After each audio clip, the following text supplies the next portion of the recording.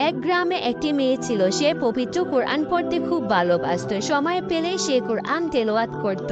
রাতে যখন ঘুম ভাঙে তখনই কোরআন পড়তে শুরু করে। একদিন মেয়েটি মারা যান। তখনই ঘটে এক অদ্ভুত ঘটনা।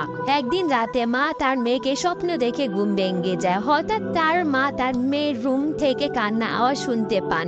মা খুব ভয় পায়। পরের দিন সকালবেলা তার বাবাকে জানান, কিন্তু সে বিশ্বাস করেন না। তার মা আবার সেই কান্না আওয়াজ শুনতে পান। তারপর বাবাকে বলে, বাবা শুনো, সে ভয় পায়। তারপর সকালে এই ঘটনাটি মসজিদে ইমাম সাহেবকে বলা হয়। ইমাম সাহেব এই ঘটনাটি যাচাই করার জন্য ওই বাসে এক রাত থাকে। রাত গভীর না হতে সবাই কান্না আওয়াজ শুনতে পান।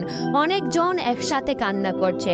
তখন ইমাম সাহেব কেঁদে ফেললেন, এটা ফেরেশতাদের আওয়াজ। মেয়েটি প্রতিদিন রাত্রে কোরআন তেলাওয়াত করত, যা শুনতে ফেরেশতারা এখানে আসতো। এখন মেয়েটিকে না দেখে পেয়ে তারা প্রতিদিন রাতে এই সময়ে এসে কান্না করত।